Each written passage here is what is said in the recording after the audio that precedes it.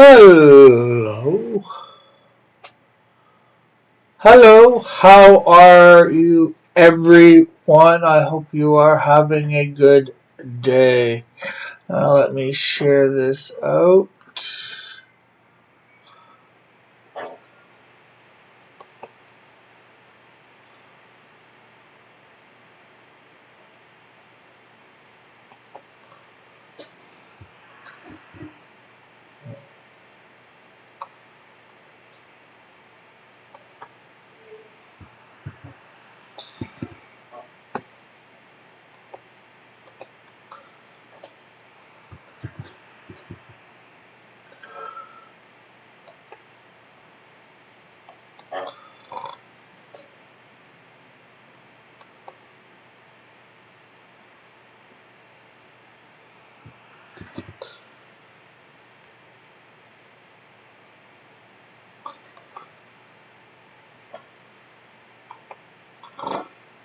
Okay, so we have shared it out. Let's bring up the chat. Oh, welcome to the verse of the day on this 19th of February 2020. Gonna read the verse of the day now. The verse of the day today comes from 1 John chapter 4, verses 11 through 12. Dear friends, since God so loved us, we also ought to love one another. No one has ever seen God, but if we love one another, God lives in us, and his love is made complete in us. Awesome. Turn me down. So, there you have it, folks. Let's love one another so we can show God's love. There's one other thing. Two, that it says about love. They'll know us by our love. Okay, so on with reading of our book here.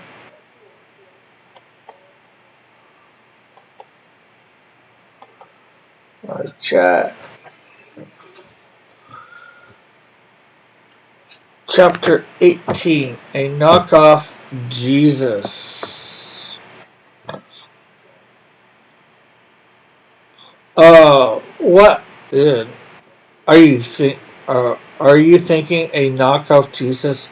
What is this all about? This chapter contains the subtle key elements that have drawn believers into idolatry. Covering this aspect will help unlock the mystery. So why so many modern Christianity fall easy prey to spiritual kryptonite, which robs out our strength as a church and as individuals. Brought you to myself. As I have mentioned before, Israel coming out of Egypt is symbolic of our salvation, our coming out of the world. Moses led the Israelites to Sinai, where he met God at the burning bush. Moses wanted his people to experience a similar encounter. Why would he want to lead them immediately to the promised land before introducing them to the promiser? Once they arrived in Sinai, we read, Moses went up to God, and the Lord called to him from the mountain, saying, Thus you shall say to the house of Jacob, and tell the children of Israel, You have seen what I did to the Egyptians, and how I bore you on eagle's wings and brought you to myself. Exodus chapter 19, verses 3 and 4, New King James Version.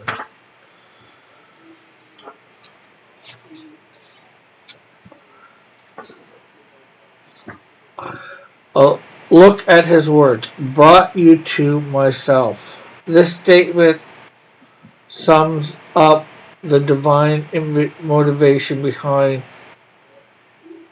our being saved from the world. God brought you to himself. He desires you. He longs for your fellowship, and he wants a father-child relationship.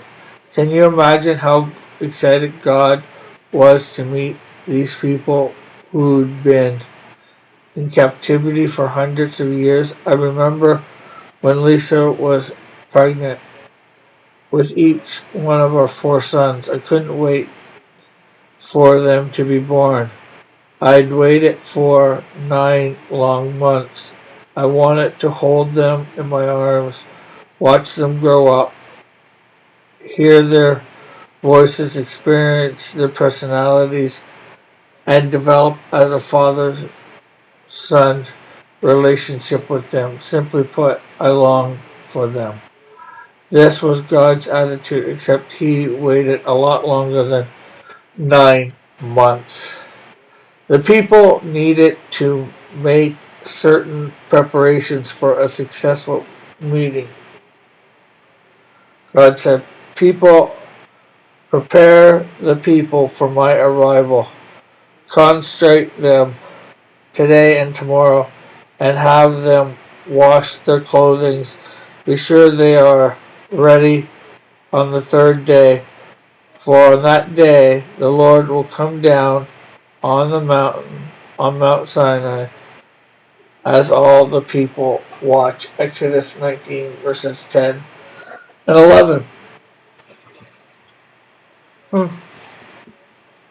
There's something a little foreshadowing possibly to Christ, being crucified and then coming back 3 days later, sort of sanctified or whatever, ready to bestow salvation.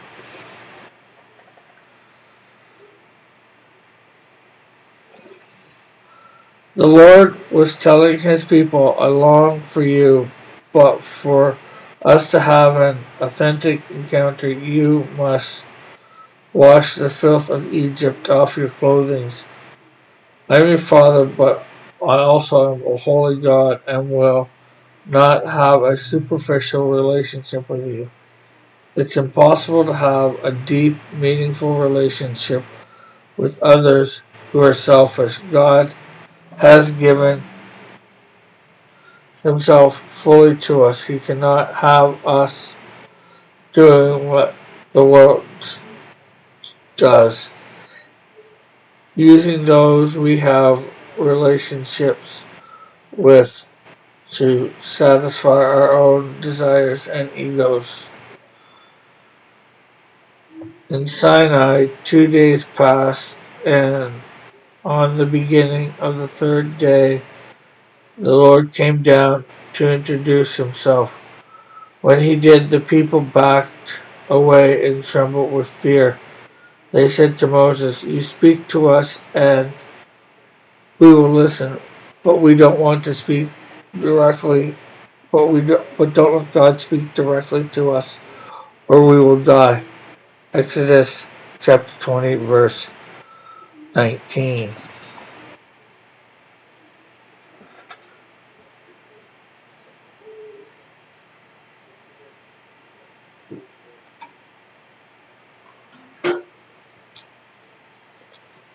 Moses was distraught. How could they draw away from the one who saved and rescued them from bondage? How could they not want to hear the Creator's voice? But can you imagine God's disappointment? He'd longed for this moment. He'd yearned to know them the way he was getting to know Moses, yet they rejected his presence. I can't imagine how I would feel if one of my son said to me, "Dad, I just don't want you to speak to me directly. I only want to hear your messages through one of my brothers." How devastating. God determined a priesthood would have to be established since the people didn't want interaction with him. A priest is someone who speaks to God for the people. The Jews already had a prophet, Moses, who was speaking from God to the people. However, God would have to establish a priesthood to maintain a similar of ongoing fellowship with the people. God then said, "Go down and bring Aaron back with you." Exodus chapter 19, verse 24. Aaron would become the first priest. However, this was not God's original plan. Initially, he wanted all of them to be priests. When they arrived at Sinai, he said, You will be my kingdom of priests, my holy nation. This is the message you must give to the people of Israel." Exodus 19, verse 6. He wanted everyone in Israel to have the ability to communicate with him. God instructed Moses to bring Aaron back up the mountain with him. However, we have no record of Aaron making it to the summit. For some reason, he ends up back down in the camp with the people, and Moses ends up on the mountaintop for 40 days and nights. Why did Aaron not go? Did he find more comfort in the presence of the people rather than God? Was he more afraid of being alone with God? We don't know. The answer we do know, but what we do know Aaron was about to do is nothing short of mind-blowing. Okay, so I think we're at this knockoff Yahweh, so I think although we haven't covered as many pages as half the pages, I think we'll stop there for today, and we'll finish that whole section tomorrow. So since nobody here, nobody talking, thank you for tuning in. Remember to hit the like button, share, comment, all that wonderful stuff. Have a great and wonderful day. So bye for now. God bless. Love you all.